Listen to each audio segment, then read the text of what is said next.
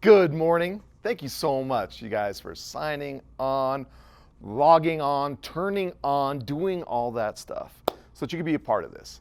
In case you don't know who I am, my name is Lynnie. I am one of the pastors at Hope Community. I work specifically with our middle and high school students.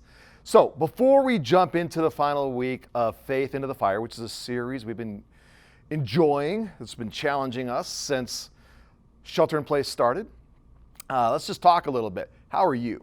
How are you? Now, since this is a one-way thing, you're talking to a screen, I can't hear your answer. I got a microphone and a camera, so you get to hear me talk instead. I think when the whole thing started, felt pretty good. I think I got like a burst of creative energy and excitement. Like, okay, this is a new thing, got to make it work, got to make it happen. And that energy level has been waning and kind of ebbing week by week. And then Tuesday, the governor's press conference, really, I'll be honest, it bummed me out. Because first of all, there was no press conference. Second of all, he just released his notes. And then as you read through the phase 2 plan, if you're everybody but a church, you're like, yes. And if you're a church, you're like, what? So the deal, from it is phase 2, we are now in, and churches can assemble with 50 or less people. So the pastors here at Hope Community, we'd been super excited. Like, we're going to go into phase 2. It's going to be awesome. And then he puts that limitation on us. And we're like, oh, no, what do we do? So we are making new plans. And I want you guys to stay tuned because there's going to be some exciting rebellion news. Man, maybe dropping tonight, maybe dropping anytime soon, about live in-person rebellion meetings at 755 Trademark. That's a solid. It's going to happen. What those look like, can't tell you, but it's going to happen. Second thing I can tell you that's going to happen is we are going to honor our class of 2020 grads. Love them. We got 25 of them. Super excited for every one of them. The idea of being able to come back with a grad Sunday just is not going to happen. But we got some other cool things in store for our class of 2020 grads. I've been communicating directly with them and with moms and dads, so they all know what's going to happen a little bit, but we're still going to surprise them. So there's going to be some really cool info dropping with that. Now, with regards to Tahoe Camp, I've got the trusty 8-ball. I hope you guys use this type of thing when you were a kid and you play, you shake it, you ask the question, should I make out with little Billy? So we're going to use the magic 8-ball. Are we going to have Tahoe Camp? As I see it, yes. I have talked with Camp Rich. It looks like there's a good chance, pretty good chance, Camp Richardson will be open, and that the last week there of July, we will be having Tahoe Camp.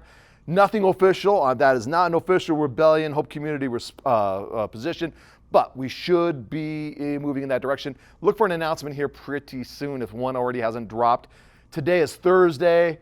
You're going to be seeing this on Sunday, so maybe in between now and then that information will drop, but it looks good.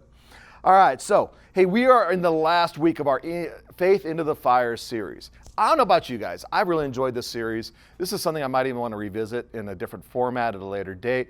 I've really enjoyed looking at these stories from a different perspective. So the whole idea behind this series was to look at what the Bible tells us about faith. Faith when it's put into the fire. And we've tried to look at these stories from a differing perspective. So if you look at like week 1, Shadrach, Meshach, and Abednego, we didn't just like do the normal telling of it. I tried to go into like, hey, these guys did everything God asked, and what was the result? They got tossed into a fiery furnace. Not a good response, but what happened after that? Their faith was put into the fire literally. Great things happened for them and for a lot of people because their faith did not wane. Then we looked at like Lazarus, an amazing story from the New Testament involving Jesus, a guy named Lazarus and his 2 sisters, Martha and Mary. And it's pretty cool because he gets sick and Jesus is far away. And his sisters send for Jesus. They're like, hey, we know you love Lazarus. Come and save him, help him. Jesus tarries. He doesn't show up in time, and Lazarus has been dead for 4 days. We talked about like what it must have been like for Martha and Mary as their brother has been dead for 4 days. And Jesus shows up now with the disciples and the crowd who always followed Jesus around. What was that like? And how depressing, how angry? What did they feel? So we talked about that. But the payoff, the reward, come forth Lazarus. Jesus goes to the tomb, literally calls him out, and Lazarus comes out wrapped up like a mummy, like, help me, you guys. So pretty cool story. We looked at Peter, and when he was tossed into prison, and the fact that like the guy who tossed him into the prison had recently killed another one of the apostles. Very upsetting. A disciple, one of the inner circle of Jesus. And so Peter gets tossed into prison by this guy, and that had to have been terrifying. And yet God comes through. He's brought forth out of prison, just like Lazarus out of the grave. Great things happen. We looked at the wee little man, Zacchaeus.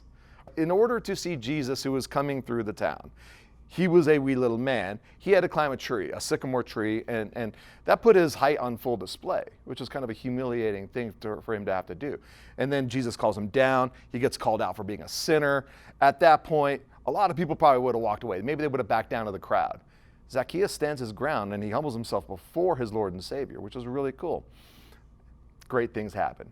So I've been saving this story because the last point is one that I think will benefit all of us coming out of shelter in place, coronavirus, that type of thing. We're going to be looking at Acts chapter 16. Acts chapter 16, specifically a story involving two guys, Paul and Silas. Paul and Silas are both Roman citizens. This is the New Testament church. It's been founded in Jerusalem, and then it's growing, and they're sending people like Paul and Silas out all across the Mediterranean basin and beyond to share the gospel of Jesus Christ. And while they're doing so, they're setting up churches. And one of the things that they did, as these guys were all Jewish, was when they would go to a town, they would seek out the temple. They would seek out like the synagogue, and they would pray with and commune with, hang out with these people that had shared experiences, a shared culture, language, history, their fellow Jews. And that's where they would start proselytizing. That's who they would start sharing the gospel with. So in chapter 16, you see Paul and Silas, they're sent out on a missionary journey. And they go to modern day Turkey, Anatolia, Asia Minor, whatever you want to call it. And there's not much luck there. We'll talk about more about that in a minute though. And then they end up in Philippi. So they take a ship across to Greece, northern Greece in particular, Macedonia, and they land in a place called Philippi. And that's where it picks up in chapter 16. Let's take a look at chapter 16, verse 16 of Acts. Once we were on our way to prayer, a slave girl met us who had a spirit of prediction and made a large profit for her owners by fortune telling. So they're in Philippi. They've been going to the temple to pray and hang out with the other Jews. And there's this woman who's like an oracle. She's a prophetess, whatever you want to call it. She tells fortunes for a living, and she's making her owners, so she's a slave, a lot of money. So I'm going to paraphrase and just kind of bounce around here a little bit. Verse 17, these men are the slaves of the Most High God, she said, who are proclaiming to you the way of salvation. This she did for many days. So as they're going back and forth from this woman named Lydia's house to the temple, she's seeing them, and she's screaming this out every day to the crowds. Paul was greatly aggravated, the word tells us. I command you in the name of Jesus Christ to come out of her, and the spirit came out of her right away. So she was demon possessed. That's where she was getting her information from. More on that in a minute. He cast it out. When her owners saw that their hopes of profits were dashed, though, they seized Paul and Silas and they took them to the middle of the town, where they brought them before the magistrates. Kind of think like sheriff's deputies maybe, with more like a civil leaning probably, before the magistrates. They denounced them there. Hey, these guys are Judaizers. They're from Judea, and they're sharing this gospel, this teaching that is not ours. It's not Roman. Therefore, it's illegal. The magistrates agreed, and what happens is terrifying. The mob joined in the attack against them. The chief magistrates, in verse 22, it says, stripped off their clothes and ordered them to be beaten with rods. After they had inflicted many blows on them, they threw them in jail. So things go poorly for Silas and Paul. They're arrested, if you want to call it that, beaten by this crowd, stripped naked, hit with rods, tossed in jail. Talk about your faith being thrown into the fire. Now, about midnight, verse 25 tells us, Paul and Silas are in this jail. And what are they doing? Are they crying? Like multiple choice. Are they crying? Are they sleeping? Are they screaming? I'm kind of reminded of that movie, Shawshank Redemption, and how on the very first night, the regular guys who'd been there for a long time took bets on which new inmate would break down that first night, which is, I guess, is a thing in prisons. And you see the main character, Andy Dufresne, just sitting there quietly in his cell. And then there's the one other guy who just loses it. And the guards go to the cell and they yank him out and they beat him. And it's really sad. What are Paul and Silas doing? Well, they break down first. This is pretty awesome. They were praying and singing hymns to God. What? Yep, praying and singing. More on that later. So then there's an earthquake. And all the chains were broken. The stocks were broken. Paul and Silas have been put in stocks. So think about like medieval times, and you would see like in the little village with the provincial people, and there'd be that wooden thing, and like somebody had done something stupid, maybe they were being accused of being a witch, and it was made out of wood, and it had like 3 holes, and then your head would go in the first one, and then your hands would go through there, and then they put the top thing down, and you're just stuck there. That's what stocks are. The Romans had stocks for your feet with different size holes. And what they could do in different places was they could really stretch them out and make it as uncomfortable for you as possible. The stocks were opened by the earthquake. The jailer screams because he knows what's going to happen. If the prison doors are open, the chains are loose, the stocks are open, what are the prisoners going to do? Well, they're not, surely they're not just going to sit there. That's exactly what happened. He was prepared to fall on his sword, the word tells us. Paul and Silas are like, wait, hey, don't do that. We're not going anywhere. That's remarkable. Because they didn't go anywhere, because they reached out to the jailer, the jailer's heart was touched. It says that he washed and bandaged their wounds. He took them out of the jail, brought them to his house, fed them, clothed them. And then the word tells us that he and his entire family, his household, which includes his servants, they made the decision to become Christ followers, which is super exciting. Now, the next morning, the magistrates find out what happened. They also find out that Paul and Silas are Roman citizens, which means that everything that happened was grossly illegal. They issue an apology. Paul and Silas is pretty funny. They're like, nah. Apology's not good enough. You guys got to come here and apologize in person. So they came and they apologized in person, and that's basically the end of the story. So it's Acts chapter 16, verses 16 through, the end of the chapter. Right. So that's the story of Paul and Silas. So I got 3 things I want to share super quick that will help us with our faith being in the fire during this time of shelter in place, COVID, and all that type of stuff.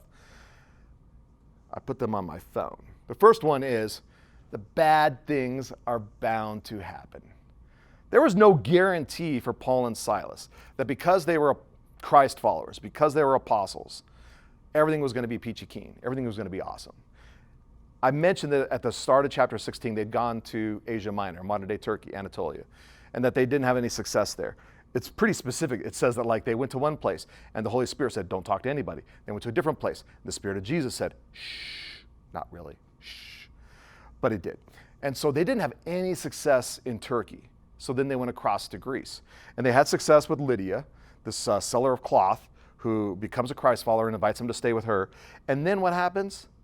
Oh my goodness. All Paul does is tell a demon-possessed woman to shut up, and boom, all heck breaks loose. They're beaten, they're taken hostage, arrested, whatever you want to call it, stripped naked, beaten with rods, and thrown in prison. Oh my goodness gracious, this is terrible. Being a Christ follower is no guarantee that bad things aren't going to happen to you. Being a Christ follower is not a guarantee that bad things aren't going to happen to you. COVID virus has not discriminated against Christians, non-Christians, Jews, non-Jews, anybody.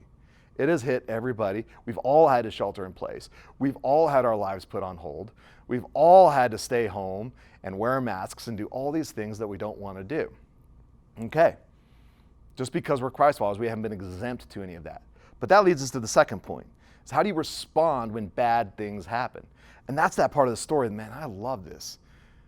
The Shawshank thing. What are you going to do that first night in jail? You're going to blubber? You're going to cry? You're going to scream? Are you going to try to kill yourself? Are you going to laugh maniacally? You're just going to sit there on the cot like Andy Dufresne did in Shawshank Redemption? Well, Paul and Silas had a completely different response. Prayer and songs. Now, imagine you're in this jail and you're one of the other prisoners, and you've been getting your daily beating, and life is marching along pretty good. And then all of a sudden, here comes these two guys. And as things get dark and they're in the stocks and they're in the cell next to you, you're kind of waiting. What are they going to do? Prayers and songs? It literally says the other inmates were listening to them. They could have been quiet. They could have done a million things, but instead, they chose that place, that time, to sing songs to God and to pray to Him. That is how we are supposed to, as Christ followers, respond to difficult times with prayer and songs. Now, I know that sounds like a churchy thing, man. And like, I love high school football games. I announce the home games for Dumani Ranch High School. I go to the away games, and I love being on the sideline. And you see the players come off the field, and you come off the field after a touchdown or a big play, and everybody's screaming and high-fiving and hugging each other, chest bumps. And then, like, after a bad play, a fumble, interception, defense is giving up a touchdown, you see the guys come off the field, and the heads are down. Maybe a little bit of chirping back and forth. That's not the time when you want to see prayers and songs. That would be weird. But here's what you could do. In that place and time, it doesn't say you have to do it loudly. It doesn't have to say do it vocally. You could be singing prayers and songs in your own head. So the next time things go wrong for you, you could try singing them out loud. That'd be awesome. Or awkward. Depends on the situation. But there's always what happens up here. Nobody can stop it from what happens up there. The third thing, and this is the one that I really wanted to end with, has to do with the jailer. So if you're Paul and Silas, your trip starts out in Turkey. No luck there. You take a ship across to northern Greece. You have some success with Lydia. You're going to the temple on a regular basis. Things seem to be doing well. You cast out a demon. Now you're in jail. The jailer just went to work that day. This was no different than any other day for him. He shows up, and there's like a slate. I'm thinking like Flintstones. Maybe there was a scroll. I don't know, but I want to think that he had like a big piece of rock, and it had been chiseled on there. That in hole number 5, Paul and Silas, stocks.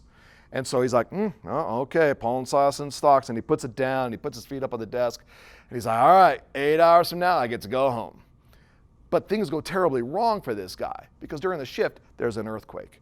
And what happens during an earthquake? Well, the prisoners already talked about earlier. They're going to escape. And in Roman times, and pretty much everywhere in the world, if you're in charge of prisoners and they escape on your watch, their fate is usually yours. You're going to be a prisoner, or worse, they're going to kill you. Or as in Guardians of the Galaxy, what? You're just going to put a finger across your throat? I don't understand that. So he was going to share their fate. He was going to be put to death. That's not what happened. Paul and Silas saved his life. And his response was because their response was so out of the ordinary. This was not what he was expecting in any way, shape, or form. His response was to invite them to his home. Wait, what? You're not supposed to do that. Prisoners are supposed to stay there. Nope. He takes them out of the prison, takes them to his home, washes them, bandages their wounds, clothes them, and feeds them. And that's not all he did. As we already established from the word, he becomes a Christ follower. Good things, and this is the last point, good things can come out of bad. Good things can come out of bad. This was a bad day for Paul and Silas. This was a bad night for the jailer, but good things came out of it. He made the decision to give his life to Jesus. Now, we don't know what happened, and I looked it up, and there's really not much New Testament church history, unfortunately, on this guy. Probably stayed in the area, probably kept doing his job. But I hope and pray that he kept his faith, and that influenced a lot of people around him. And maybe to this day, maybe generation after generation after generation after generation has been influenced by the decision that he made. Father to son, and moving down the line. So good things can happen out of bad. As you think about coronavirus, you think about the shelter in place, and all of this coming to kind of a close as we move into phase 2, and now phase 3 is on the horizon. Summer's coming. Hopefully things will be loosening up, hopefully in the fall. Workplaces all back open. Amusement parks are opening up. Sports are coming back. Maybe your school's open and you get to go back in person again. What kind of good things are going to come out of this time? What kind of good things will have come out of this time for you? Hopefully, 3 things can come out of this. The first, an increased amount of time in prayer. The second, hopefully, an increased amount of time in the Word and an understanding and awareness of God's Word. The third, a deepening, sharpening of your faith. You think about like a lump of metal, raw ore taken from the earth and put into a fire. And what does it do? It gets melted down, then it gets shaped, it gets pounded again, whatever the process, but eventually it's made into something. That's what's happening to us through this time. Come out of this time a stronger person spiritually, a stronger faith than the person you came into it. So like I said, hey guys, be checking out our TikTok, Instagram, Twitter, Facebook. Lots of information coming out about upcoming in-person Rebellion events at 755 Trademark, information about our graduate celebrations for the class of 2020, cool information coming out about camp, and some cool stuff we're coming up with to welcome you guys back June and July as we resume meeting in person as a group. Hey, I love you. Thank you for being a part of this today. God bless.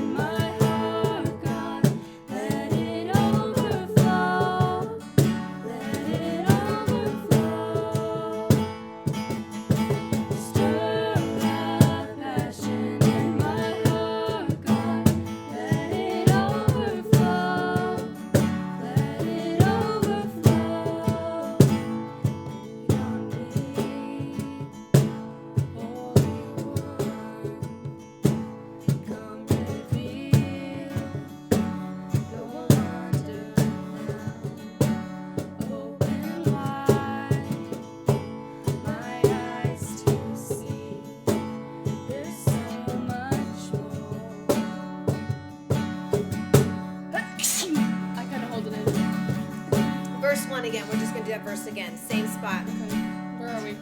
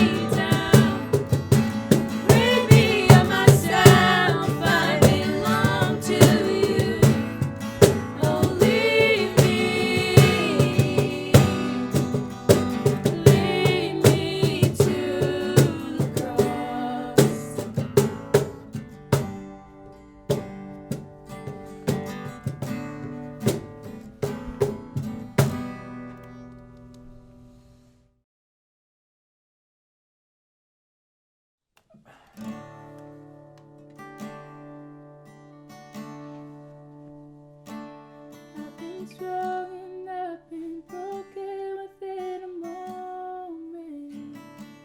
I've been faithful and I've been reckless at every breath. I've held everything together, watched it shatter. I've stood tall and I have crumbled in the same breath. I have wrestled and I have trembled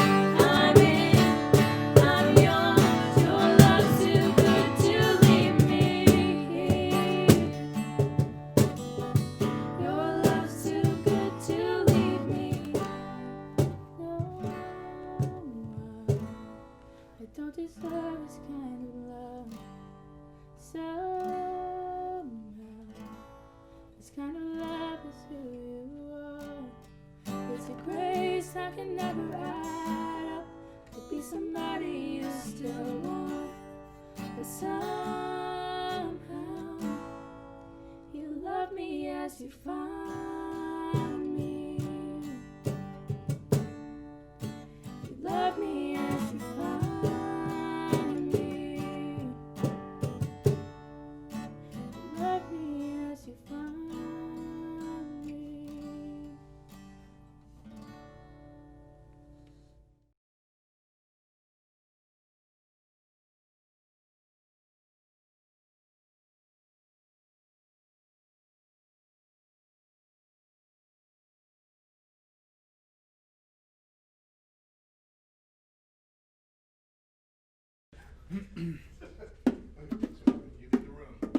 Hope Community is great.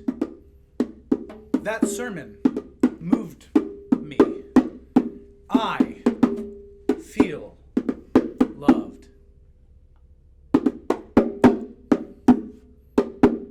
I don't know what else to say past that. I didn't script this slam poem today. Facebook, YouTube, Instagram, social media. Follow us.